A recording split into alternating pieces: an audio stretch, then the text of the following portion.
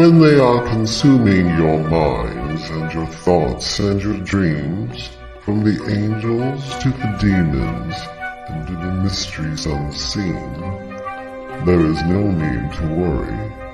There is no need for dread.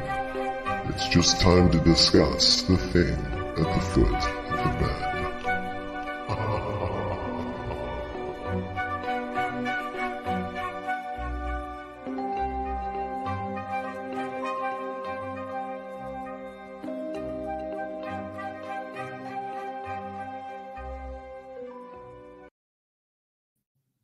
Good evening, and if you're just tuning in, thank you for your patience. It's a live show that you're listening to on 105.3 out of Mississippi and 107.7 out of New Orleans, Louisiana. And this is The Thing at the Foot of the Bed, and you're listening to UFO Paranormal and United Public Radio Network.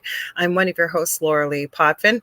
Never fails, technical difficulties. I've restarted my computer. Poor Dave, my amazing co-host and good friend, didn't get the link, just everything. So we're glad you guys are here. We know you'll tune in. So thanks for hanging and waiting for us. We're going to show up here. I promise we never miss. So a little bit about myself. First of all, I am a host. It's my 5th year anniversary this week on UPRN. I have been here. So I have the Angel Rock on Monday nights from 6 to 8 p.m. Eastern Standard Time. And then, of course, Dave and I do The Thing at the Foot of the Bed. Here's Julie Jean Bassett. We got Jackie Lane. Welcome. There we go. I am a Canadian psychic medium, crystal Reiki energy healer, Akashic Records practitioner, spiritual teacher and mentor, registered nurse, budding animal communicator, and I'm working on it. I'm getting better at it. Practicing every day. That's the key, right? Well-versed in near-death experiences, having studied them professionally and personally for over 40 years and having had one as a toddler, and very, very well-versed in the paranormal. Not by choice. I always say it found us. We weren't looking for it. And we've shared our story on the Travel Channel's Paranormal Survivors Season 4, Episode 9. So if you guys like what you see, please like, share, and subscribe. Tell all your friends and family, acquaintances, people at work. There's something for everybody on this network. UPRN's been around for over 25 years. We stream multiple shows daily and from all different genres and walks of life, 7 days a week. And when we're not streaming live, the archive server dips into the last 25 plus years of shows and streams things randomly. So you can always find something interesting and exciting. We have 40 plus, I believe it's 40, at least 40 hosts on the network now that do live shows, and we're always adding new ones. So be sure to let your friends and family and everybody you know about us. 80% of our audience is audio, though. So if you want to join in the conversation, like Julie Jean Bassett and Jackie Lane and the rest of our crew that usually shows up, I'm sure will pop in here. Like I said, we were a few minutes late. We got Jennifer M. How you're going to do that is you're going to head over to, first of all, my co-host David has the Spirit Experience. He's streaming on his YouTube channel. The Spirit Experience. And are you in your group too, Dave? I'm on They Whisper to Me today. Okay, so you're on They Whisper to Me. Okay, on Facebook, his page. I'm streaming on my Facebook profile. It's public, Lorilei Potvin. I am streaming on my YouTube channel, The Angel Rock with Lorilei Potvin. We're streaming on UFO Paranormal and United Public Radio Network on Facebook and YouTube. Canada's Most Haunted. We are also streaming on Instagram under The Angel Rock. But the comments don't get integrated into the conversation here. So I will try and dip back and forth to say hello. So we're not purposely ignoring you. This show and the Angel Rock are both very audience participative. Without all of you, Dave and I would just be having an awesome conversation off air, which we do, but we love your feedback and we talk about what you guys want to talk about. Lastly, if you guys want to watch us on TV, we have our own TV channel. You just head over to Roku. You're going to go to the channel store and type in UFO space P as in paranormal. There's a drop-down list. We're about the 3rd or 4th one down. And you're looking for UFO space paranormal and United Public Radio. You can watch us on TV. Go ahead, Dave. Don't forget to tell Motor Group. No, that's good that you said that. Everybody, my name is David Hanzel. I am a spiritual medium, channel, coach, all kinds of fun stuff like that. I'm also an animal communicator and an angel communicator, and I do a lot of things that Lorilei does. Yes. We do about the same things. if you are listening to us and no, if you heard the show before, sometimes we'll play video clips and all. And what happens if you go to Facebook and look up the thing at the foot of the bed on Facebook with Lorilei Potvin and David Hanzel, you can see those videos on there because Lorilei puts them in there for you. Plus, you can share any stories that you have about anything paranormal, metaphysical, spiritual. You can ask all kinds of stuff. You can just post stuff in there. It's all like-minded people. And also, once we get up to 200 people in there, which we're getting there. We're getting there. It's going. Because it's kind of new yet. Once we do that, Lorilei and I will make sure that once in a while we go do some lives in the group and do some card pulls and some readings for you guys.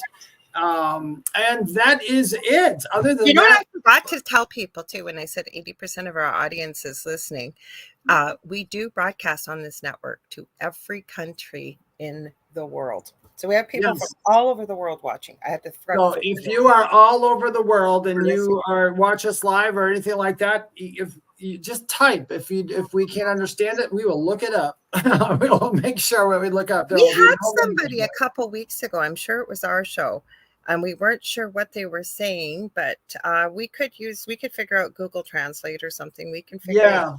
So feel free, trust me. But if you're listening to us, you probably know something anyway. Otherwise, you just be hearing us garble all day long. Outside of that, like Lorilei said, we had some problems, and this happened to me. I was trying to send one of my friends some messages, a messenger, and they were like voice messages. And I would make the voice message, and then I'd hit send, and then I'd go check back, and it was still sending 2-3 hours later. So something happened. I finally had to redo my entire messenger, and that's what happened tonight. Lorilei always sends me the link to come on 10 minutes prior to the program, and I didn't see the link. And I thought, wait, what's wrong? So I called Lorilei, and we figured it out, and Lorilei figured it out. So I said, what's wrong, Dave? What's wrong? You go, and you said, is everything okay? I go, yeah, it's fine. I'm just throwing out the last bit of my makeup. What's going on? You go, I have no link. I go, what do you mean no link? I sent it like 10 minutes ago. So because of the way we produce with Instagram can be very finicky. You can't close your computer after you set it up.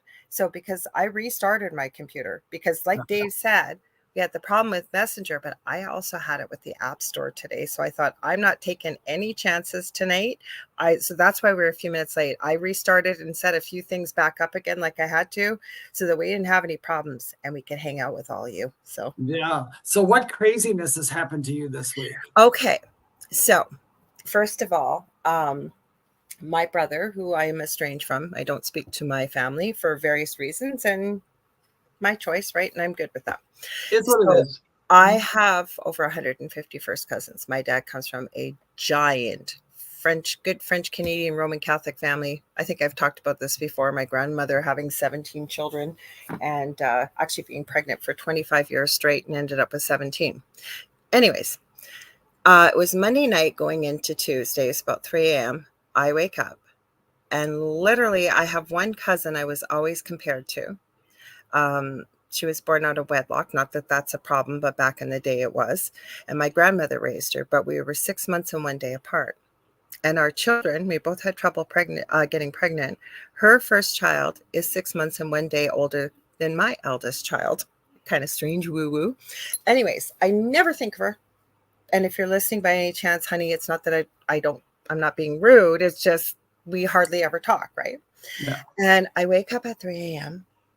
and I hear her name and I hear, yeah, she's going to contact you.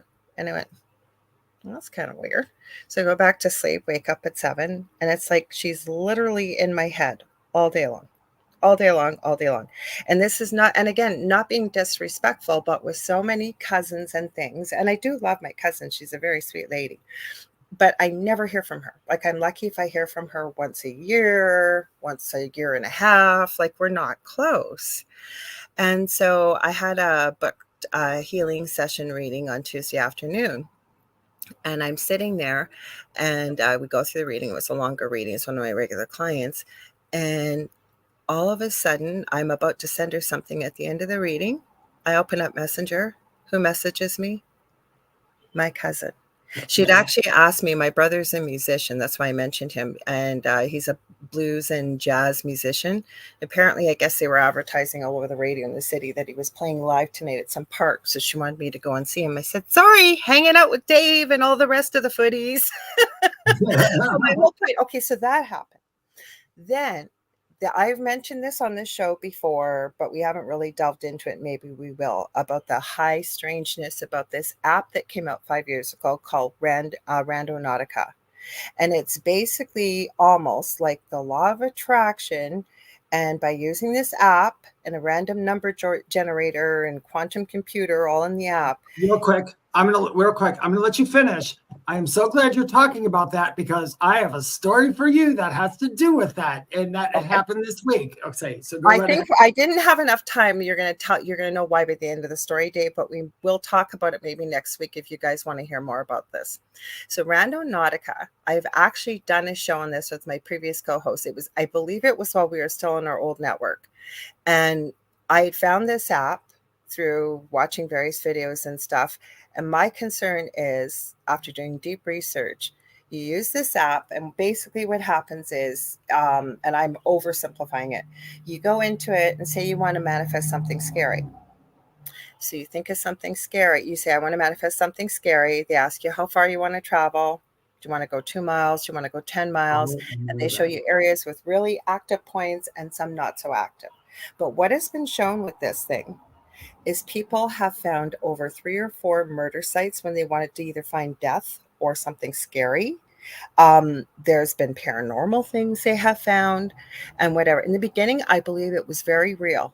But as time went on, people got really stupid and were setting up scenarios and faking it, what have you. So anyways, long story short, Wednesday, I think it was yesterday. It was either yesterday or late Tuesday night. I'm thinking, geez, I wonder what's going on with Randonautica. I haven't looked into that in a long time. Have no reason why I would have thought of this. I thought, I wonder if Dave and I maybe should talk about that Thursday night. Lo and behold, our mutual friend Leanne, haven't talked to Leanne, haven't said a word to Leanne all day that day. What does she send me? Randonautica 2024 update. All this weird stuff, like it's literally like I think of it or it shows up and it's showing up. So I want to hear your story. Does it have to do with Randonautica or what does it have to do with? It has to do with thinking about stuff and okay, well, there you go. Well, you guys tell us too. What's going on with you guys? Is this happening to you guys? Have you noticed this week? Mm-hmm. So you guys, if some people don't know this, but I study the Hermetic principles or the Kabbalion written by the 3 initiatives. So that's the 7 laws, and like the law of attraction's in there. The law of assumption is the big one that's in there. I study the law of assumption. I've been studying it for a long time and been using it.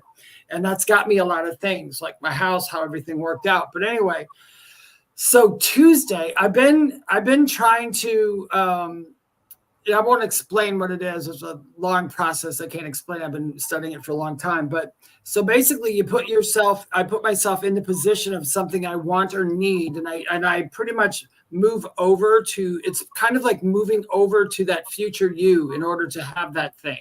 So Tuesday night, before I go to bed, like I always do, when I walk downstairs, I have a big board on my steps going down, and I read it every day on the way down. It's just like a grateful thing. I'm grateful for everything that's happening to me. I'm grateful for these things that are coming to me. And I had said, one that I had been doing for about a week or two was, I'm grateful for the lottery win. I am grateful for the lottery win that's happening to me and all this stuff. So Tuesday, and then I ask, like Wednesday morning when I woke up and come down, I say, I'm grateful for all that. And then I say, I would like a clear sign in my reality today saying that, that you're conspiring in my favor. Me and my mom, and we go out, we always buy a couple like Powerball tickets or something or lotteries. And I'll always check them and they're no, nothing. But anyway, I wanted one to win. So I told my mom, I went and picked her up Wednesday morning, and I said, let's stop at this one gas station because I want to buy another lottery ticket and just check these for the heck of it and see what happens. So as I walk in, before I walked in, actually, in that morning, every sign kept coming in saying, that stuff you've been asking for, it's coming. I mean, videos, just random like psychic things where people would come up on TikTok and go, this message is for you. And I would just listen. And then I got another one of those weird TikTok ones where it says, this sound means you're going to have all this money coming into you and all that. And so I'm sitting there going, okay, I'm having a feeling right now. I'm really having a very positive feeling about everything. And I don't know why. And I've gone past the point where, like, you always talk yourself out of something. You know how you say something good's going to happen, and then you always go, oh, no, it's not going to happen to me. It never happens to me. Anyway, I walk in for the 2 lottery tickets. I scan the first one, and it says not a winner. I'm like, go figure. I scan the second one, and all of a sudden that music and that sound goes off. I won $300. No way. And I ran back. I had told my mom, I said, we're going to win off this ticket. I know we are because it's all day long. It's been all day long. I'm getting every sign in the world. And then boom, got the $300. So we split it. I got yours. Cool. Mine. And my mom goes, how did you do that? And I said, and I'll tell you guys, it's true when Lorilei and I have touched on this so many times, your perception of the world, because you're creating your world. So whatever your perception is what you're going to get. So like when we have our back and forth and we talk about, like, somebody says, oh, I believe in demons. And I say, well, I don't believe in demons. That doesn't mean that demons don't exist. That means that in my way, my perception is blocked of it. So I'm not going to see it no matter what, unless something needs to happen. So that's all that is. Everything does exist to an extent. So let's go back to Randonautica. So the video Leanne sent me, I go, oh my God, I cannot believe you sent me this. Like, I literally was thinking about this. I hadn't told anybody. So I watched it. And afterwards, Leanne explained to me she had just seen it. She's heard me mention Randonautica, so that's why she sent it. And we had a quick discussion afterwards today about it, because I said, I have respect for this girl that did the video. She missed a lot of points on it, knowing it as well as I do. No shade there in any way. And I said, I have respect for her from the way she does her videos. From what I can see, she's done a lot of work. But she was very clear, because she's such a big skeptic, that she believes that your mind and your thoughts have no bearing on what happens in your life. That is where I disagreed. So untrue. That is a untrue truth. That one is untrue. It really does. Thanks, you guys. Yeah, but what she was talking about, she thought about those people all day, the Randonautica stuff. The universe is going to point you towards what you need and what you want and what's going to be good for you in some way. And it's just going to show up. So maybe you're supposed to be going on that app for something too. I try to tell myself that, though, like, but say things don't go well. Like, I can tell you, I don't know what the heck it is with my partner Del and I in tires.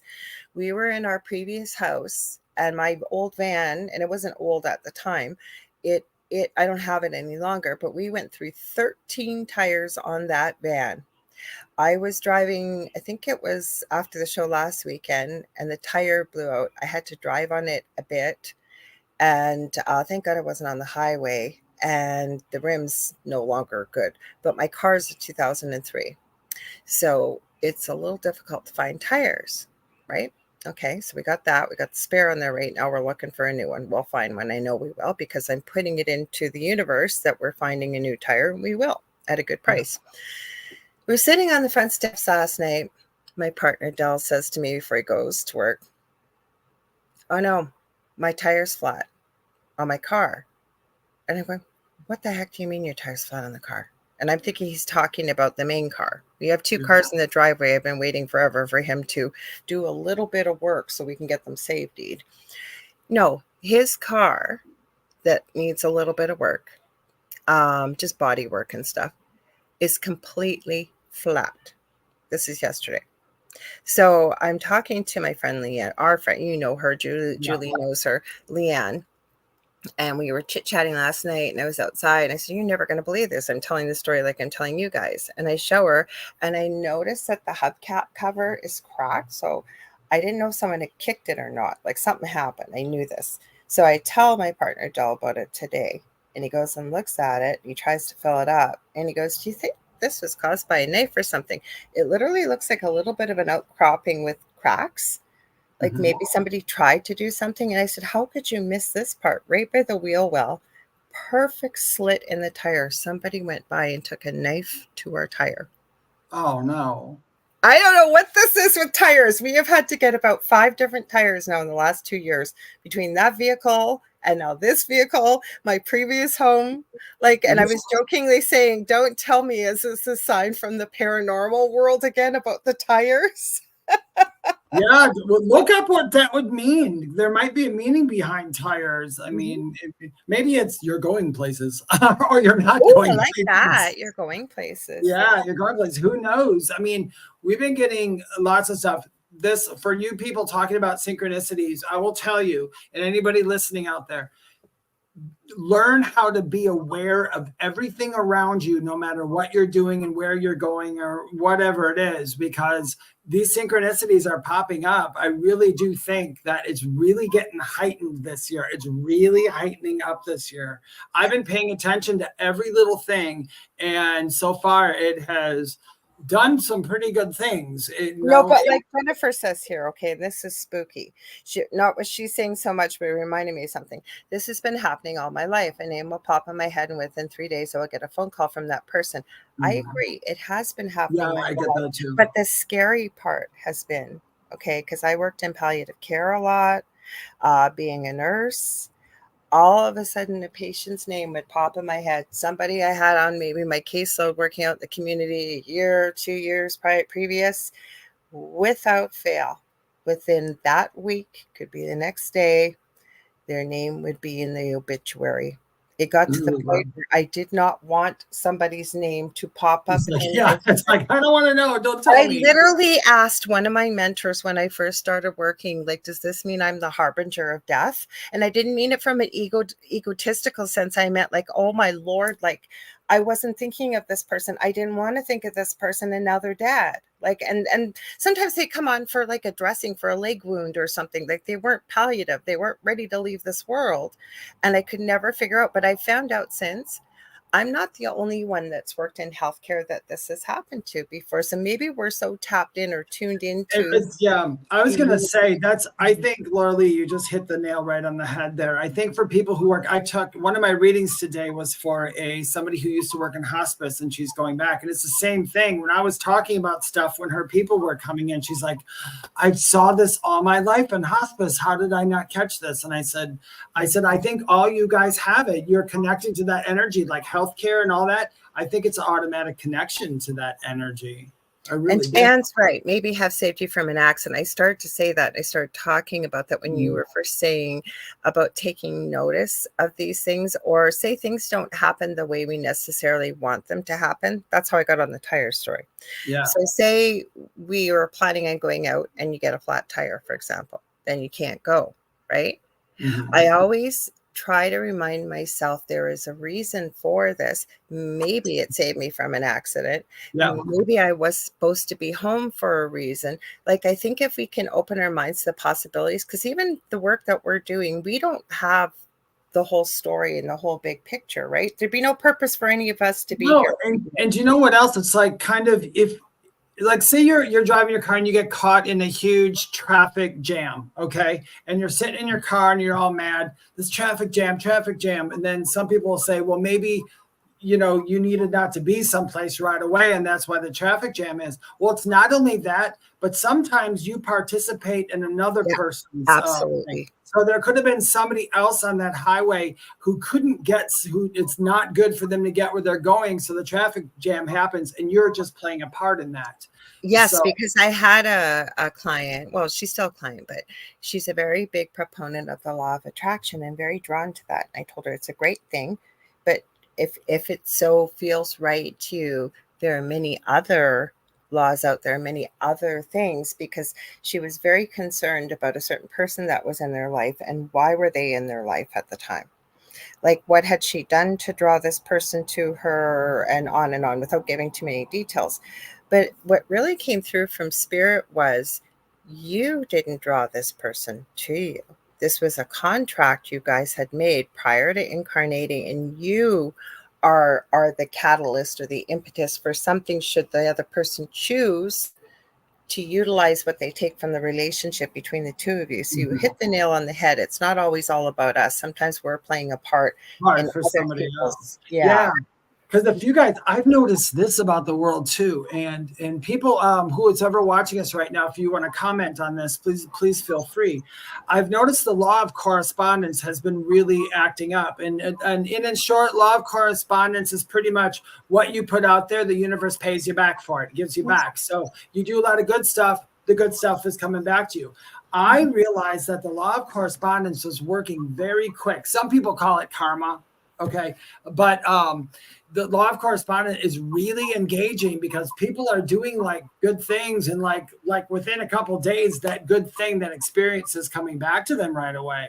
And the one thing is about this too, it also does that for when you do a bad thing. So if that's going to help you to try to think about what you're doing before I you call do it the law of energy, because it really is. What you put out there is what you will receive. Yeah, back. that's the law of correspondence. It's the law. It's the polarizing law. It's the law of so above, so below, cause and effect. It's all pretty much, they're all slightly different, but they all work the same way. Yeah. But they're all coming in pretty fast. I just had somebody too the other day. It was last week, I believe it was. There's somebody I haven't seen from my old job over a year ago, and I just kind of forgot about this person. Anyway, I was talking to one of my friends, and I said, "Oh, I haven't seen this person in a long time." And that night, that person texted me. So it's weird how that stuff. But it's weird, like the fact that this was somebody that's a family member, say for myself, that I never think of, and the fact I was woken up by whether it was their energy, astral traveling, whether it was from spirit, whatever. And the minute I opened my eyes a few hours later, it was literally like their energy body was like, I was not shocked when I saw the message, because I knew, I just knew the first time to be that clear that you knew something was coming through from this relative today. It was weird. And to anybody listening, you don't have to be a psychic like we are or anything. Literally, if you know it, pay attention, because it's giving you that. We all have those same things. Jennifer, hi to everybody. Sorry, I didn't mean to. Oh yeah, go ahead. Say hi to everybody.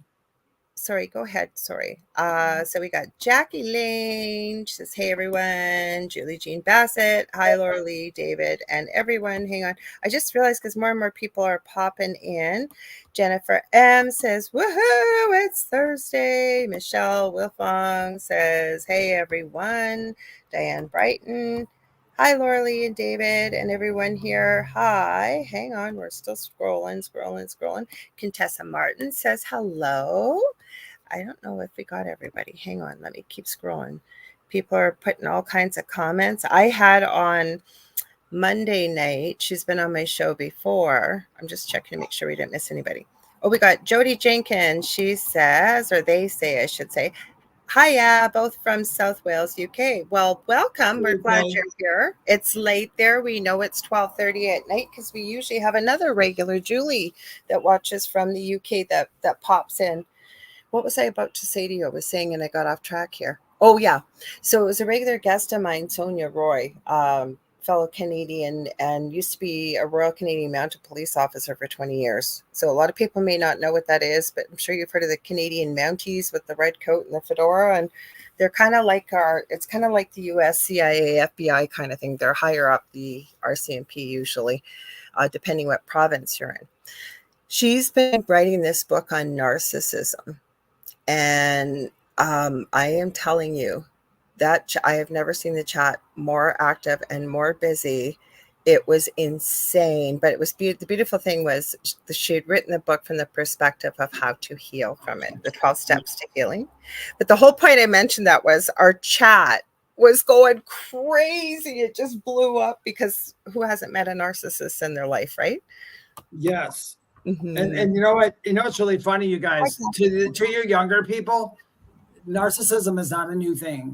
They have been, but it does, however, seem like there's a lot more people who have it now. And I don't know if it's because a lot more people are that. It's actually diagnosable too, I hear. It is not diagnosable, but it's not treatable. Yeah. Yeah. That was the sad part. So I want to add this too. Julie Jean Bassett says, core themes for a flat tire: obstacles and challenges, letting go of control, humility, adaptability, and spiritual support. And I'm going to go from the tires and what I experienced with these synchronicities. I would go with the last one. Because, yeah, there are obstacles and challenges, but everybody has obstacles and challenges.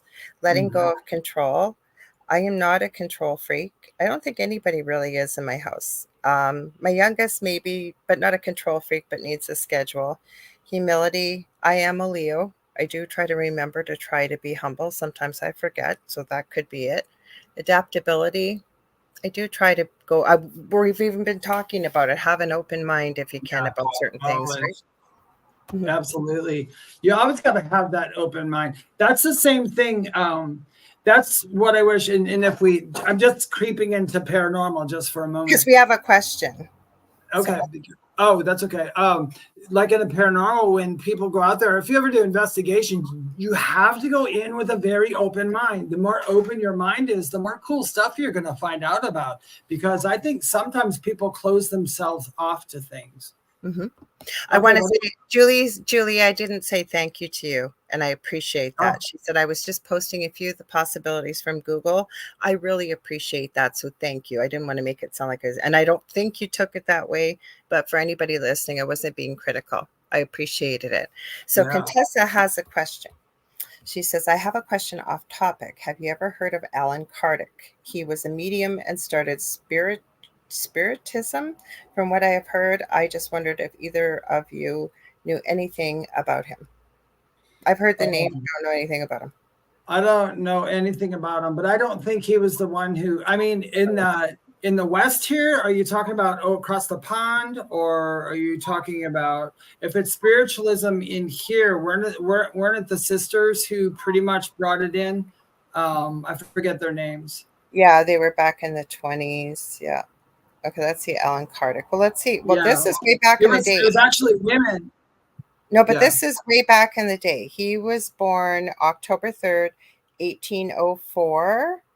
What is the Spiritism of Alan Kardec? Spiritism or Kardecicism is a reincarnationist and spiritualist doctrine established in France in the mid-19th century by writer and educator Hippolyte Léon Denisard Rival, also known as Alan Kardec. Kardec considered his doctrine to derive from a Christian perspective. So they're saying it's based on a true story.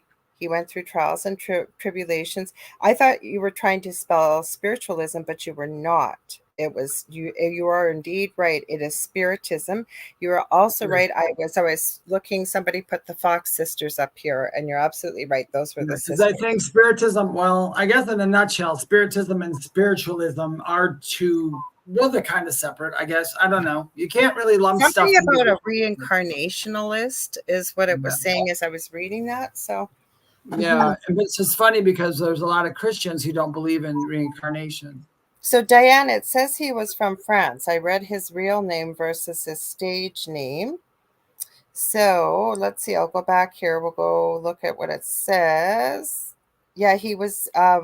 It sounds like he died and was born in France. So he was born October 3rd, 1904 in Lyon, France. Died March 31st, got my glasses on. Hang on. I think it says 89 or 69. Hang on. 69, age 64, and he died in Paris, France. Says he's buried in France, and his parents were Jean-Baptiste Antoine Rival and Jeanne-Louise Demal. So his real name was not Alan Kardec. Yeah, it was different. I like some of these. You guys got a lot of good comments, Han. We were talking about the UK and the spiritual churches everywhere. Yes, they're everywhere. And I wish they were here, but they're not, unfortunately.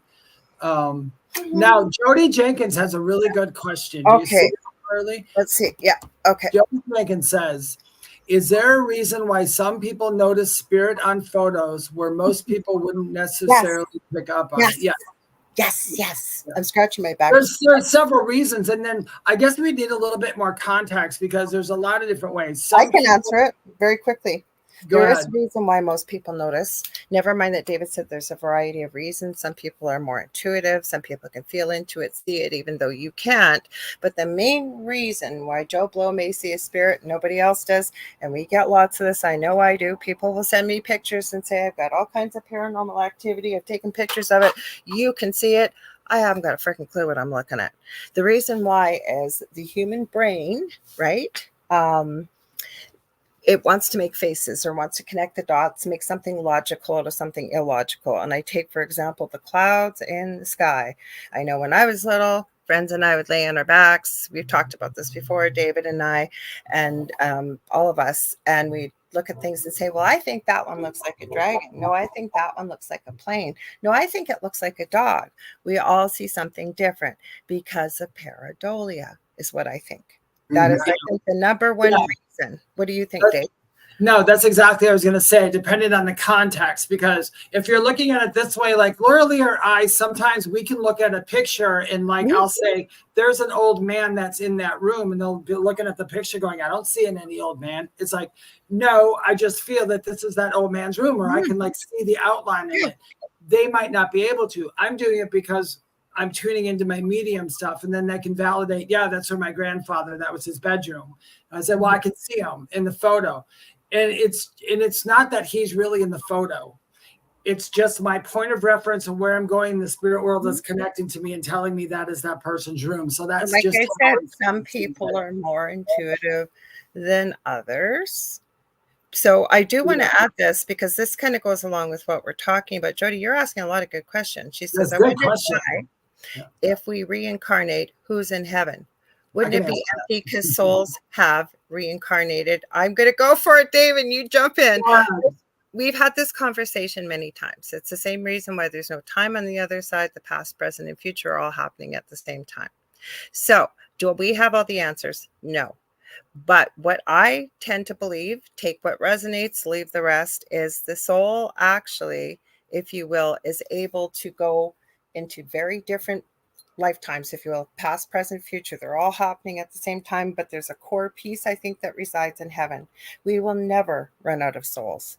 Ever, ever, ever. There is a lineup to come to earth. And the reason why is it is a place where you come in with spiritual amnesia. You come into these dense, clumsy, heavy bodies. You don't remember who you are. You don't remember where you came from, but there's so much opportunity for us to learn and evolve and grow as a soul. Go ahead, Dave. Sorry. Yeah, I know you're good. I was going to say, if you look at it this way, so you wonder why, if we reincarnate, who's in heaven? One, you're in heaven. We never leave heaven. Nobody's left heaven.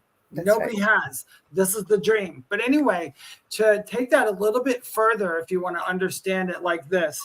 Okay, say, I'm in North Carolina. Okay, I'm in North Carolina, and let's say New York is heaven. Okay, well, it's really not like that. It's heaven, or what you're talking about after here, is not a specific place with a specific graphic or a specific border or anything like that. I always say we're looking at it with human eyes and a human. It is. It's really hard to explain it. Now, I understand it, but the only reason I understand it is because my near death is still fresh in my mind. So I understand it in that way. But it's basically, when, let's say this, I got to say it in a human way though. If you leave here, you go through, depending on the person, you go through a period where it's like you're not worried about your body. You don't see a body. You're not your body, because actually you're really not your body. And when you leave here, you'll remember that. Yeah. But you could just be within consciousness and think whatever you want. But the moment you think it, you're there. So there's a lot of souls like us who are at a place that looks like this place, and they can meet there. It's really difficult to explain because it's the most intricate, beautiful dream, but it's actually reality. This is the dream. I don't think, though, that we're ever going to run out of souls, because no, there's no such thing. Don't actually leave. And the way I explained it is from a human perspective, but think about it. All of us have the ability to do what David and I do. Does that mean we're going to be good at everything we do? Not not likely, because No. we are not human beings and we're not good at absolutely everything we do. There will be certain things that we will be better at than others.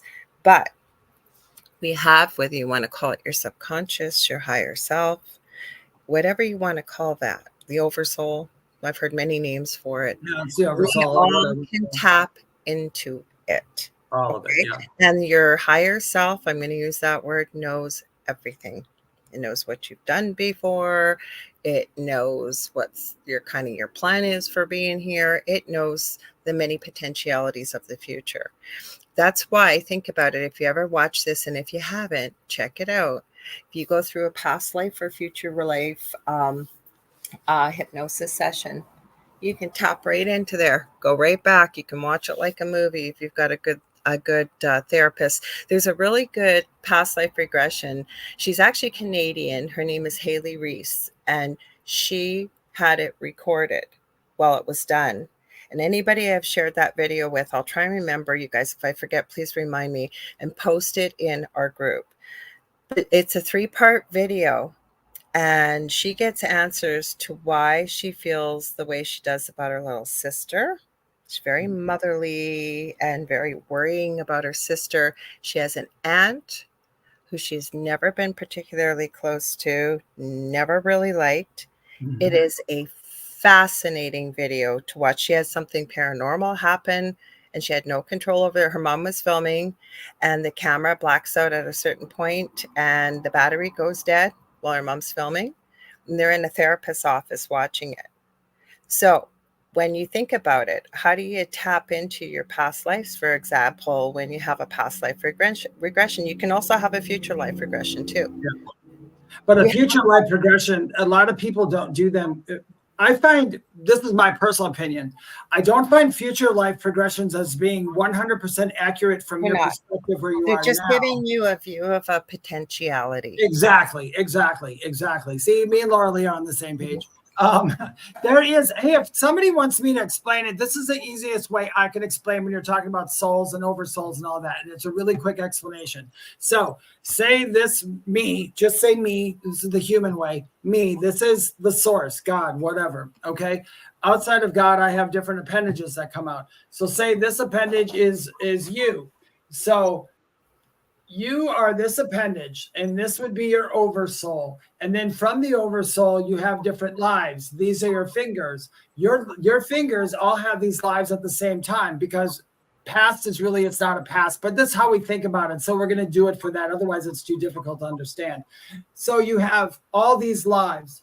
Even though that you have 5 different lives going on, you are still attached to the oversoul, which is still attached to the source. So you're always there. All your lives are happening at the same time. You are several different people at the same time, yet you're still one. So if you look at it that way, that's probably. I like that, Dave. That's a good example. So Jody shares, and I'll read Contessa's comment. And please don't ever be sorry, Jody, about asking don't be sorry. That's why we started this show. Like Dave and I have planned whole shows, and you guys want to talk about something else, and we just pivot. Okay, that's why we started it. So she says, hang on, I'm going to scroll up a bit. It says, hang on. My computer doesn't want to cooperate. Okay, I've lived outside my body, watching my body, living in my body since I was a little girl. Yep, all of us can do that. Some of us not so easily. Some people it comes naturally to, and it sounds like it comes very natural to you. I think most of us can do a lot of these things as small children, but as we get older, we kind of forget, if you will. So you said, I was confused how the other kids were so engulfed in their play or in their conversation that that's all they knew at the time. I was always watching myself playing and playing at the same time, or acting like I was playing because I was watching myself like others would be watching me. I'm in and out of my body at the same time. It's exhausting, and it would be. And what I'm going to share with you right now, if you're not doing it already, you may very much want to look into grounding and various different exercises with grounding to pull that spirit body, that energy body back to the earth. The other thing I have to say, and I never say this, Jody, and if you don't want to answer, it's okay. Do you have a twin, or was there a twin involved with you? Maybe past life? I don't know why, but I get that so strongly when I'm reading your message. I don't know why. And I don't normally say stuff like that. You can ask people, and if not, I could be wrong, but I'm really picking that up about you. Yeah. Well, actually, Jody says, I'm trying not to do it. I feel I cannot actually be in the moment without watching myself. Well, I'll tell you this. You're not actually in the moment when you're watching yourself. You're No. outside of the moment. You're observing. Laura Lee is absolutely correct. To anybody who has that, grounding is the best thing to do. All grounding means is that you're here, you acknowledge that you're here, and you feel everything, and then you're in that moment. Once you realize, I'm grounded, I'm here, I'm a spirit having a human experience, this is what's happening. There's a lot of people who don't want to do that. They want to flit around in la la land. And that's all and good if you're doing the work or some kind of spiritual work. But otherwise, you do have to be grounded. You're here for an experience. You're not here to save the world. You're not here to be the best at anything. You're not here for any of that. You're just here to have this experience. So there is to be grounded, like Laura Lee said, will probably keep you, it'll keep you in that position. I do understand what you mean in a sense when I dream. Now, this didn't happen until after my my coma and everything, and my near death. And I'm not putting anything out there that there's something weird to everybody to look into, but rarely, if ever, when I'm in my dream, I'm never seeing my dream from my perspective. I'm always observing it. When I have memories, I don't ever see my memories from my perspective. I'm always observing my memories. And I noticed that the other day I had 2 dreams in a row where actually they were coming through my eyes. And they were like my NDE, because in my NDE, I wasn't observing myself. I was the person there. I was there. I was seeing it all through my eyes. So keep in mind that grounding is a really good thing to do for everybody. Well, I'm going to add a bit more because she's added some stuff here. So Jody, so you said, I'm trying to not do it. I feel like I cannot actually be in the moment without watching myself. You say, no, you have a sister older, 3 years older with special needs. Okay. No, I know that Diane added this. I don't say this. You can ask Dave. I don't normally say that, but something about you being outside your body, I don't know why, and I could be right. Maybe it was a past life. I don't know, because I know Diane added, what did you put there, Diane? I got to go back up. Where was it? I saw it. There is a missing twin syndrome. I would never tell somebody what it is. That's why I asked you. But I often, you know what? I'm going to tell you a quick story. For example, I went through infertility treatments with my oldest son. And I was always told I never have children, but I would ever have children. But I used to have to go for ultrasounds when I was going through the medication cycle. And the day I knew when I was pregnant, 2 days after it happened, because I just felt so different. But my point is, just before I knew how many eggs were there were 2, and only one released and became my son. And my son knows this story, but he's often felt like he's missing something. Now, was that child supposed to be born with him? I don't know. Maybe. Like, I don't feel like this is a living child that was around you. Like, that's why. And you can ask Dave. I don't normally say stuff like this, but I feel really like I'm picking something up like that. Doesn't mean it happened. Could be anybody else in the chat. Could be somebody listening, but I'm really feeling that. So I thought I would share it with you. Mm-hmm. No, that's true. And you know, and just so everybody knows, and anybody who's listening, if you ever don't have a child or a child's not here, trust me, they're okay. I just had another reading today, and this is so awkward for me sometimes. I'll be sitting there and I'm talking to their spirit, and I told the woman, I said, okay, so you have 3 children, correct? And she goes, no, I have 2. I said, no, are you sure you have 2? And I just laughed. I said, I'm sorry, I just say it like that. But I said, there's a 3rd child. And then she sat there for a minute and she goes, oh, I lost a child when I was younger. I'm like, okay, just so you know. I had a miscarriage when they turned 50. I said, your child is still your child. That child is just fine doing whatever it is they do over there. Sometimes they come back. Like, I'm fascinated not only by near-death experiences, but I've really studied a lot of children who remember their past lives or whatever that is. And there was one story, I think it was called The Ghost Inside My Child. And the little boy was 3, and you'll hear little ones talk about, well, you're not my mommy. And the mother will say, well, of course I'm your mom. No, my mommy looked like this. And, you know, they have the memory, what have you. Well, this little guy had been born after years of infertility with his mom and his mom and dad going through it, numerous miscarriages. So when she got pregnant, finally, she was terrified. Like, she never thought she was going to carry this little guy to term. He was about 3 years old, And they had quite a few conversations about stuff he knew from that there's no way he would know. But the one that really struck her was he said, "Mommy, I'm so glad I decided to stay this time." And she said, "What do you mean, honey?" And he was able to start telling her he was that little soul that she kept miscarrying, and he was able to, like, kids start to lose it around 5 or 6, these memories, not so much, but he was able to, through series of conversations apparently that were documented, that this little guy had said that I used to get scared and I didn't want to do it and I backed out. Now that's not what happens with everybody's It's always, there's always different. like, I had a miscarriage, and I've always been told since I was a little girl I would have 3 little boys. Always, always, always. And when I was going through my mediumship course years ago, we never met each other. We never saw each other. It was a telephone conversation. You basically talked for 30 seconds and you had to read each other. I can't tell you how many people picked up on that little boy around me, could describe him and what have you. Some people pick it up better. I have a real feel for children on the other side. So, but it's funny how they come in. It's hard to describe. They feel different than somebody else when they come in. For me, the energy of a child that didn't stay here, it's really freaking amazing. Actually, it's really quite beautiful. So that's how I pick it up, and that's how I know. Or else it'll come in clear cognitively. It'll just be like, there are this many. And it's like, I know this, so I have to say it. And it's usually right. So I wanted to share this because this brought to mind something a little spooky. So Diane Brighton says, my nephew is a twin. He was not told, but every weekend he visited his dad. He saw a boy that looked just like him. I have a picture in my phone. I don't know if it's in this phone. And there is a mom swimming with a little guy in the family pool, like an above ground pool, and he's got water wings on. And in the background, there's an exact image of another little guy. Looks almost exactly like the guy, except that he's the first little guy, but he's see-through.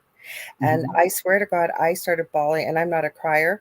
When I read the story behind this mom, nobody saw the second little boy in the pool. They're just the family in the pool. They only had one child, but she had lost his twin brother, her only son. He was about 3 in the picture. She had lost his identical twin. I believe it was at just before birth or just shortly after birth. And when you see this picture, and again, people can always fake it. But why? Like, why would you fake a story like that? But the reason why she shared it was, here's the little one she lost, enjoying in spirit a beautiful family moment between mom and son, and the little guy was still around and letting them know, because he wasn't there. They couldn't see him, but they saw it in the picture. In the picture. No, and that does happen. And going back to the picture thing, sometimes they might see something in the picture, just like we said, nobody else saw it, but they saw Everybody can see it in this picture. If I can find it while we're talking, you don't need it circled. This is a full human being, except you can kind of see behind him. Like, there's no shadow of a doubt. Doesn't need a circle, doesn't need anything. It's there. Unless it was a double exposure, but I doubt it. So Jody, I wanted to, if you're okay, and I appreciate you. I really appreciate you sharing this. First of all, you said, I've actually felt homesick for something since a little girl. My mom wasn't emotionally connected to me, and I'm sorry for that. But this was what you shared. I had an abortion, God bless, when Elise was 3. She's now 17. And the reason why I wanted to address that is everything happens for a reason. And I'm not being blasé about this, but like David and I have been talking about, that little one is fine. Okay, in spirit. And sometimes these things happen. Sometimes we contract ahead of Let me finish and you jump in, Dave. Sometimes we contract to do this. Okay, maybe it was something you were meant to learn. Maybe this little one agreed to have this experience. Maybe it was an experience the soul wanted to experience. We do experience everything, but just so you know, because I know a lot of people, women really struggle with that, and sometimes you have to do what you have to do in the moment. And I'm not trying to create discord about people's religious beliefs or anything. It's just to give people who have gone through that hopefully a little bit of peace and understanding. Go ahead, Dave. Sorry. I didn't mean to No, sound like no. I'm ordering you around. Let me go first and you speak. Sorry, I wasn't thinking. I had okay. spirit talking to me, so that's why. No, you have to. When they start channeling, you got to take it. You just do. No, what Laura Lee, I was just going to agree with Laura Lee. There are, and a lot of people don't want to believe it, and I'm sorry, and you don't have to believe it, but sometimes it is contract. You got to understand that there is a lot of souls. People think there's like a billion people here or whatever. There is way many souls in the expansion of eternity, more than can fit on any one planet. So some people, if they've never been here before, sometimes they'll contract it in with somebody. They just kind of want to dip their toes. They'll come into that experience of what it's like to be within the mother and have that experience and then go back. And I will say this, every mom I know who's been through something like that they kick butt. They're stronger than anybody else. And they wouldn't have been able to do that if they weren't that strong. So just keep in mind, whatever your religious beliefs are, anything, I apologize if I'm making fun of it, and I'm not. But children are fine, just like we are. They are fine, you know. You didn't offend anybody, Jody. We just mentioned it because we have quite a few people listening that aren't necessarily in the chat that you guys see from all over. And just so people know, this is from a spiritual perspective, what David and I know from doing the work that we do, or others. There's other people in the chat that do this kind of work as well. And there is, you know what, I always say to, my dad taught me this years ago. He always used to say, Laura, walk a mile in someone's shoes. And we don't know what you were going through, nor does anybody else. And you know what, that was your experience. And, you know, sometimes people like to put their not 2 cents worth, $1 million worth in, and it's nobody's business but your own. But we hope it'll give you some peace, and you're not offending anybody. Don't offend anybody. I wish more people would talk about that. I've have some people, like even on my TikTok channel, I've made a couple of videos and people ask some really questions, and it's like, I want to answer them because I know from my own truth what it is, and they want to know. And you know, all you can do is what Laura Lee said earlier. To anything me or Laura Lee ever says, or any psychic or anything it says to you, if it doesn't resonate with you, don't worry about it. Just drop it. Just let it go, because it really doesn't matter. Okay, I just saw this because I heard from Spirit there were some more questions, so I was scrolling up. So Jennifer M. asks, do either of you have experience with astrocartography? Can you think of any resources for beginners? You know what I have found, Dave, you see what you think. There, in this world, this spiritual world, there are people that are either so drawn to anything to do with astrology. I understand that that's not quite what this is. There's cards involved as well, but they know everything. It just clicks and it connects. So there's people like myself who I know some things about astrology, but I don't feel that pull towards it, nor am I exception. I would never say to you, I could read your birth chart.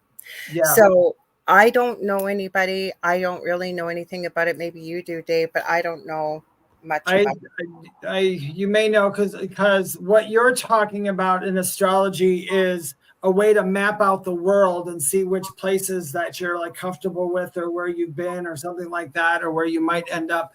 I'm the same exact way Laura Lee is. I love astrology. I believe in astrology. I know astrology is true. I'm not one who's drawn to it. It's just not something that I need. I do know, Susan. I have a resource for you. I'm just looking it up, but go ahead, Dave. And then I would probably ask an astrologist, any astrologist, if they're working on that. This is a newer thing people are doing. This isn't really old. This is a newer thing coming in. I have a friend who has been on the show, The Angel Rock, many times. Her name is Carmen Turner Schott. She's coming on the Angel Rock on Monday, September the 2nd. But if you look up her website, it's Carmen Turner Schott. If you can't spell it or you're not sure, just go to my YouTube channel on the Angel Rock with Lorilei Potvin. You scroll through there, you'll see shows with her. Her link is there. I don't know what she's giving away for free now, but I know last time she was on about 6 months ago, but it's no longer being offered. She's offering something else free. She was giving people 27, 29-page free birth charts with explanations in them. She is incredible. Every time I have her on, people adore her. She now, I think, has her own podcast. She's really grown her community, and she's written so many books. So I would suggest checking her out, Jennifer. You were going to say someone too, David? Yeah, I also know somebody who is a very, very good astrologist. And I don't know if she does that, though. I've never asked her, but her name is Susan Reynolds. So if you okay, yeah, Jackie Lane just said that. I just highlighted. Susan Reynolds. Okay. Jackie Lane. I know. Do you know Susan? Susan's really great. She's very sweet. We did a podcast together. She was on my podcast long years ago when I first started it. And she's good friends with a good friend of mine. And yeah, Susan Reynolds is a great astrologer as well. Okay, so this is a good question too. First of all, what I wanted to add, because I've seen a few comments and stuff. Now, Spirit gave me this. Again, if it resonates, great. If it doesn't, that's okay too. But what we perceive becomes what we believe, and it becomes our reality. Remember, everything we are being told, or that you read, or say you see a book about crystals, or you see a book about whatever, that has come from another human being. Okay? Now, it doesn't mean that that person isn't tapped in. Doesn't mean that they haven't channeled it, but we need to have discernment, and we need to take what resonates or what feels right to us. The same reason why that's the beauty in what Dave and I do. We don't always agree, but we're going to show you two different perspectives, as well as try and show other people's perspectives. And those listening or watching, take what feels right for you. And it's not written in stone. You could change it all tomorrow. Your heart knows what in the heck is going on. I do know, because, even with astrology, probably the only astrology question that I could answer from an absolute knowing was somebody on TikTok had asked me, her husband has passed away and she still likes to read his horoscope every day. And I said, and she said, is that crazy? And I said, no, that's very sweet. You're honoring that person. You're honoring them. So yeah, do that. But then she asked me, well, does he still have that horoscope on that side? And my answer is no. There's no need for a horoscope there. That horoscope has to do with your birth here in the physical world. But he could reference it through speaking to you through a medium, so that his wife, the woman we're speaking of, for example, would know it was him. Oh, absolutely. If, like I said, if I were to do a reading with him, I would be totally surprised as if the husband didn't come in right away and give his sign. Yes. Know exactly what that meant. Not that we go by, but yeah, this is horoscopes are, I think actually, to an extent, I think horoscopes are very, very they're like kind of a little roadmap, and if you can follow it, it's good. I think they're good for you. But don't close yourself off, because that's where I was going to go to this comment. Because like I mentioned earlier, the woman that was so drawn to the law of attraction, and it's beautiful. It's really beautiful. But when it came to something difficult in their life, they were wondering, like, why did I draw this person to me? And how we got into the conversation that pretty likely you didn't draw them. They drew you because of a contract. So exactly with this, Jody, if your birth chart doesn't change and is mapped from birth, is it still possible to change certain things? I mean, if they're stamped in, it's inevitable. I'm super interested in astrology, but no, nothing. I can tell you right now, nothing is stamped in stone. Your birth chart is not stamped in stone. For example, when Carmen was telling me about my birth chart right now, I'm in a really, like, it goes on a 9-year cycle, the way she explained it. The cycle I'm in right now, it's super exciting depending on how you look at it, but it's open for all kinds of changes and possibilities and whatever. So you're not going to look at a birth chart and it's going to say, you, Jody, you have to be a primary school teacher. It would never tell you that. It may maybe point out that you're, some of your strong suits and where, part of your, it can help you with soul contracts and reasons why you're here. Yes, it can help guide you, but it's going to leave it open to generalities. Like it may say you may be best suited to work in the education area. It's not even going to say field. You can teach anybody anywhere. It doesn't have to be school, right? Am I wrong, Dave? Or feel free to No, I agree with you as well. And in astrology too, if you look at it this way, now I have a belief that, with free will. So even though you were born with your astrology sign and you have this, even you guys, listen, here, this one's going to really knock your socks off. even if you came in here with all these things that you wanted to accomplish, you can change that while you're here. You can still change it. Plus, depending when you were born, and depending on where the bulk of your signs are, okay, because that's when you get into this house and that house and this, and I don't know anything about it in the way that Carmen does, but from what I've understood from her, basically your birth chart and why they need to know your name, the time of birth, the date, where you were born, blah, blah, blah. And it was the first time I ever actually really understood astrology. And Carmen had said it years ago. I don't believe she's the be all to the end all of astrology. I've talked to many different people and had other people, but I actually understood it.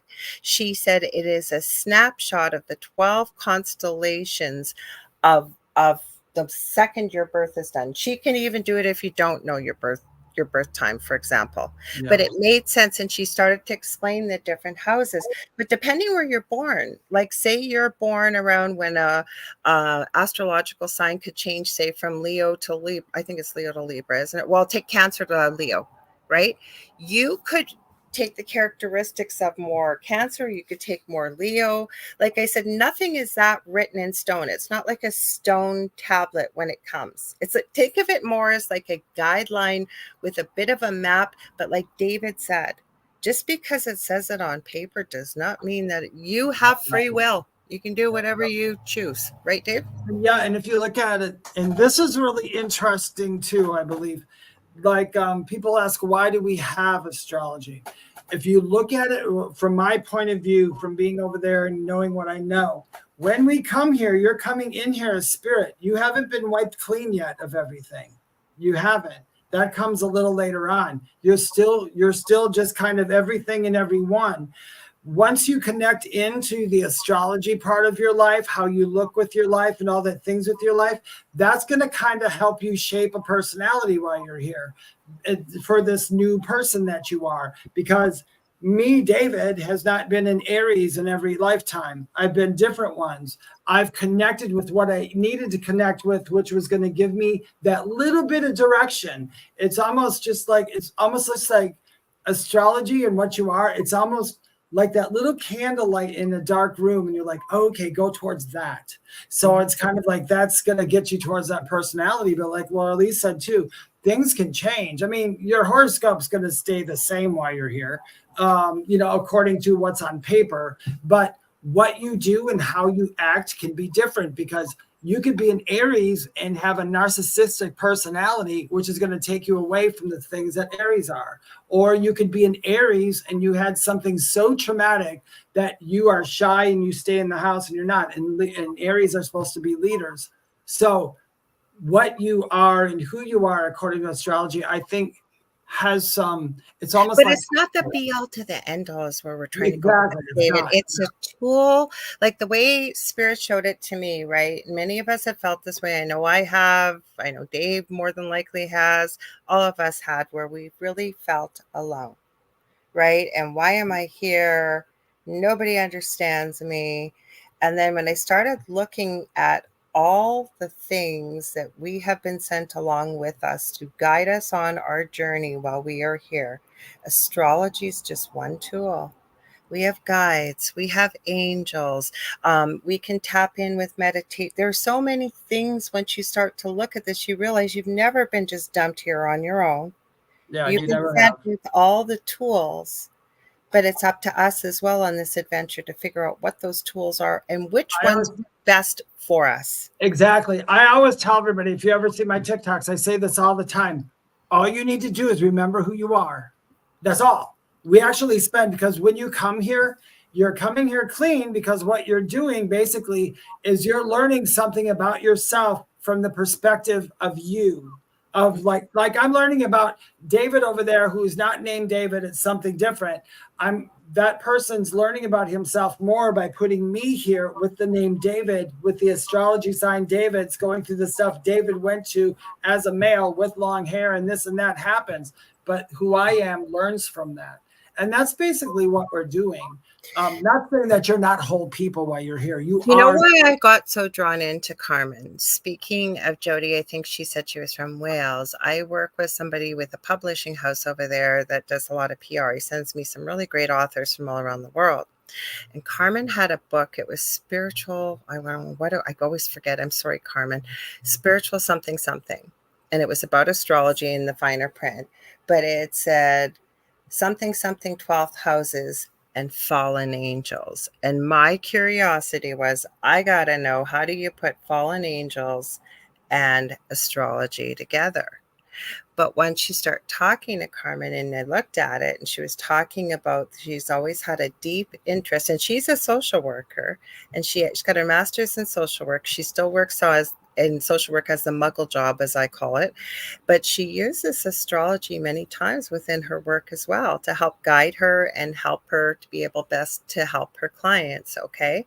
But what she was talking about, she's always been drawn to people who have the bulk of their astrology signs are in the 8th house and the 12th house. And she gave a lot of characteristics, but in the 12th house especially, there are people who feel like I don't belong here. I feel like I've been adopted in my own family. And there were many characteristics, and the way she described it, and I'm not doing it justice, they were basically like fallen angels, that they've really just come from heaven and been dropped. They feel like they've almost fallen to earth, right? And trying to find their feet and trying to find their way. It wasn't about what we think fallen angels is from multimedia and stuff. Yeah, so that's how I kind the of fallen angel thing. There's a religious aspect of it.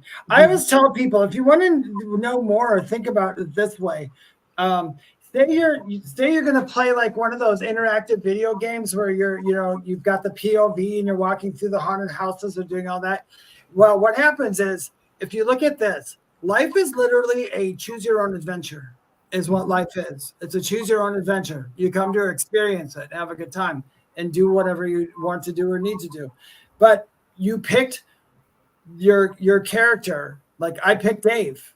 I don't know why I did, but I picked Dave. I always say I wish I would have read the fine print. Yeah, right? Dave does what? Are you freaking kidding me? No, I don't want that crap. The game's picked Laura. I picked Laura. Yeah, so you picked who you are, who your parents are. Your parents picked you. You picked what state you're going to be born in, what time you're going to be born in. You picked all those things. That's what gave you your horoscope too as well.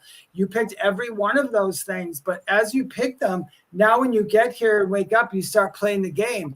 As you're playing the game, though, you can change stuff about your character. Yes. I can change my hair any way I want. I can get overweight. I can get underweight. I can get anything. And you could travel. You could live like all kinds of things. I want to add, Kathy Hanley Little shared. She, meaning Carmen, gave me a chart, and she's one of the ones that the majority is in the 12th house. So she would be what Carmen was referring to, a fallen angel. So there you go. I wanted to share this too, Dave, because this is cool. Jackie Lane says, I'm a teacher and I made seating charts with my students according to the 4 elements in astrology. They loved it and it made my life easier. I love that. Oh, so cool. I love that, especially. I love the elements. I love the elements. I really do. But what I'm trying to say to you guys, and I know Dave is too, that if that's all you feel right now and that's where you're drawn, wherever you're drawn, great. But don't close yourself off to the possibility that all that exists is astrology. It's not. I mean, I just fell upon, again, I'd forgotten about the 4 agreements. You're going to look at that. Then like Dave's been talking about what he's been talking about with Kabbalion. I mean, you could go on and on and on. There are so many different things to look at, to feel into, to study, to try it on for size. If it fits, great. If you've outgrown it, that's what I'm saying. So there's not just one aspect to rule them all. There's not one ring to rule them all while you're here. Like I think you said it best, Dave. You come here and you create your own adventure. Yeah, it's what it is. And you can change things all the time too. You really can. And you are learning. Some people call it a school. Some people call it. I mean, it's all those things. It really is. It's not just that, but there is a lineup, from what I understand, from the the years of doing this and studying and reading. But also, I believe Spirit has shown me that because you get many people. I know you do, Dave. I do too. Most of us in this field do. Why am I here? What's my purpose? And some people don't even realize, like they think this is it, right? This is it. There's nothing else. And I just got dropped here by accident. Spirit's shown me there's a lineup. If we're looking at it, somebody put in the chat earlier, 3D existence, like looking at it from a 3D perspective. But there is a lineup to come here. And although it may not feel like it, we are so lucky to be here. And we chose to be here. Yeah. Mm-hmm. You really have. You really did choose to be. And I always tell people, be careful of how you see stuff too, because I run into people and they'll go, because I'll tell people I don't believe in hell. I don't believe in, okay, I shouldn't say that. I don't believe in the Christian version of hell. Okay. So, but anyway, what was I going to say? So people come here and they'll say, oh, well, that's because this is hell on earth. We're in hell right now and doing that. And it's like, well, no, that's your perspective. And that's totally cool if that's what you want. But, you're going to have a miserable life if you think you're supposed to come here and you're supposed to be able to change anything you want. And you really can. I always tell people, you really can change your circumstances. And instead of saying, why does this happen to me? You have to ask yourself, what can I learn from this instead? Because that's the best way to do it. You'll find that for every bad thing that happens, there is something good down the road. And that's part of how life works. Well, Kelly said, I always thought I'd never make it past 18. And I would wonder what am I still doing here? Yeah. I think David could probably, my near-death experience was as a toddler, but studying it for many, many, many, many, many years, professionally and personally, never mind, straight from David, okay, you're here for a reason, and you're obviously not done for the reason why you're here. Would you agree, Dave, or what do you want? I'm hearing from Spirit you're going to answer this much more eloquently. For Kelly? We'll get, but a lot of people, though, too, I have to say, I'm not negating yours. There's a lot of people when we're younger, was like, oh my God, I'm never going to make it to 40. I can't believe I'm going to make it to 40. And then all of a sudden they're 75 going, what the hell? And that's just how it is, what Lorilei said. Whatever you need to do, you're going to do it here. And when you leave here is really a moot point. I mean, it's really, you've decided different at some time, but I think it's just kind of, when you're done, you're done. When your soul goes, oh yeah, we're at that point now, something's going to happen and you're going to go. But we don't know that. You know who knows when you're going to go? Your higher self knows. I agree 100%. I've had this conversation many times working in palliative care. And I always say, regardless of what a doctor tells you, regardless of what a nurse tells you, regardless of what anybody tells you, the only person that knows when your loved one is going to transition back home, as I call it, that is between them and the creator or whatever their belief system is. Yeah, whatever you want to call it. Yeah. So Kathy says, Kathy Hanley, that I was wondering what my life purpose was until I realized that my purpose is to discover the spiritual world. Now, part of that may be, okay, and I never tell people what their life purpose is. I know Dave doesn't either. I will help work with you through Spirit, with your team and my team, and help walk you through it. But it's not up to me to tell you what your journey is. That's like me opening all your Christmas presents for you. I'm not going to do that. But you also, once you start to discover it, maybe you might feel a calling within your heart or within, what do I do with this now? That's what I tell people. Remember who you are and you'll remember exactly why you're here, Mm-hmm. And it's kind of like, I look at life as like a game at some point.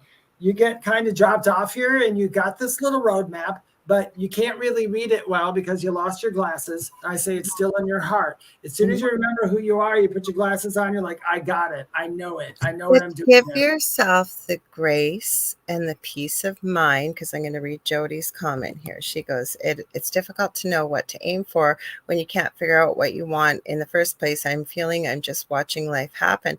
Okay, so what if that's what really is happening? Well, you know what?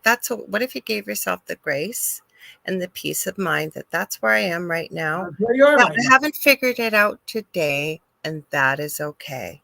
Because I always say, and I really believe this, that when we make decisions from a place of love and with other people's highest good in mind, or your highest good in mind, and that doesn't mean coming from a place of love and highest good in mind that I'm going to step in and take over someone's path or do whatever. That's not what I'm talking about. Really being guided by love, okay?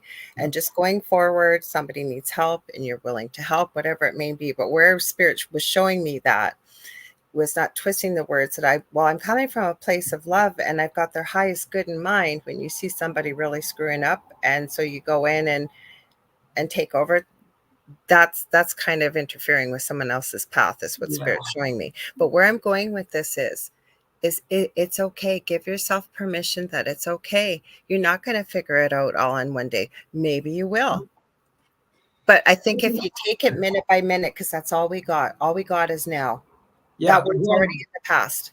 One, I can help you with this right now, Jody. Well, I can give you something to give you a chance. So one, everybody stop looking into the future for your happiness. It's not there. It's here. You got to find it here. If you find it here, it's going to be out there. You can't. And within. Go to something. Yeah, it's here. Nobody's going to make you happy. Losing that extra 30 pounds is not going to make you happy. No.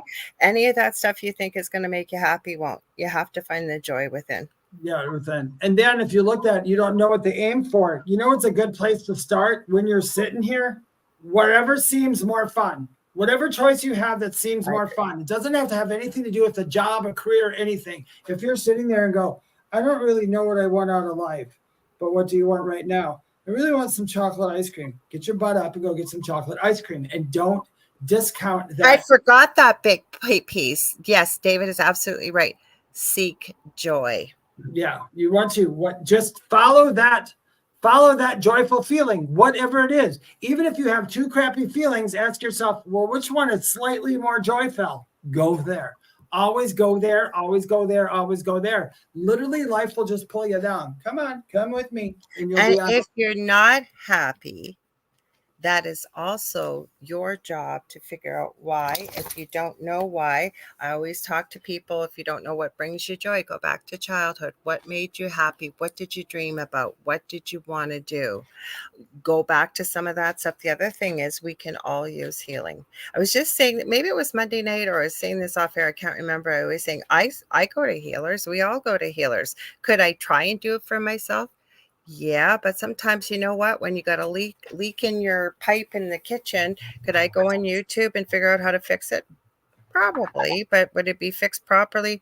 Probably not. Would it stop the water leak for a bit? So who would I call? I'm going to call someone that fixes pipes every day. I'm going to call a plumber who knows what they're doing, and they're going to fix it right the first time. So yes, I go see healers still. I'm still a work in progress. So sometimes everybody is. We need inner healing. We need to look at that stuff and let it go. Mm-hmm. You know how I can be so certain to tell you that there is no living being on this planet who is perfect? Because they don't exist here, but they do exist outside of here. So. Jennifer says, have an angel day. I learned that from David on Mystics too.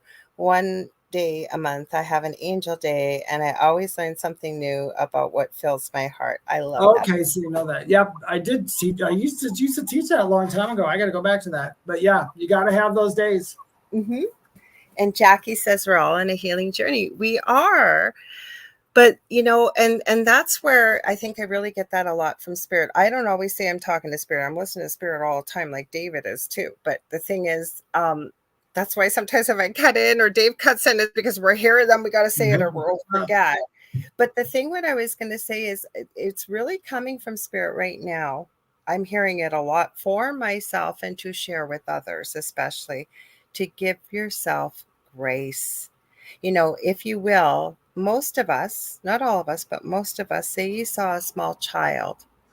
Some of the things we say to ourselves with that inner voice, or how we treat ourselves, or what we expect of ourselves, we would never say that to, say, a beautiful little child, even if it was disfigured, whatever, a small, innocent child. We were once a small, innocent child, and we need to treat ourselves with that kind of love, kindness, and tenderness. Even doing that, trying to change some of those thoughts and those words, you would be surprised what kind of shift that can make in your life. Exactly. Mm-hmm. I believe that. Jackie says, oh, you said that we're all on a healing journey. I didn't see it. I just highlighted it. So good job, Dave. To an extent, yeah, everybody's healing. But you know what I have to tell you guys? I mean, this is my view. I have never looked at one person in my life and said they're broken. Because I don't think people are broken. Because you're not broken. Yeah, no one's broken. But I had this conversation with someone off air. and they're thinking of getting into healing work. And one of the first things, and I went from spirit, is I think we all need to sit down with the word healing and ask ourselves, what does healing mean to me? Because healing means a lot of different things to a lot of different people. Like everybody that hears healing may not equate it, and I'm not dissing it because you're absolutely right, but some people may not think it means broken. Some people may think it means only physical things, like you got a broken arm and so the arm is healing, or you got a cut. And so you see what I'm saying? So I think once we define that for ourselves, and you start looking at, because I can guarantee you can ask people why they're unhappy and they'll say, I don't know. But you start talking and they start talking, say back from childhood forward. They know, yeah. You know exactly why they're unhappy. Yeah, they know. Yeah, they know. Yeah, no one's broken. We're just kind of here and there, this and that. I had something else I was going to say and I lost it. Dave. No, it's okay. Sometimes when I keep talking, it'll come back. I don't know if that'll help. Yeah, it usually does. It usually does all the time. Mm-hmm. It was about like coming back. Oh, yes, that's what I was going to tell you. Thank you. Your words are very powerful. Mm-hmm. What you tell yourself is what you become. Mm-hmm. So for those people who look in the mirror and go, I'm no good at this. I am never going to have a good relationship. I'm terrible. I don't trust people. I'm always late. I'm always this. I don't like my nose. My nose is the biggest ugly thing. You're literally, if you talk to somebody else like that, people would go, you're so mean. Just go out of here. Why would you talk to yourself like that? I never do. I used to talk really bad about myself years ago. There's days I'll say stuff and catch myself. Like when I make a mistake, I'll beat myself up over it. No, I do. Yeah, I do here and there. I still do it. I still have to catch myself. We all have that inner voice. And unfortunately, it's usually had a lot more years of programming than we spent deprogramming it.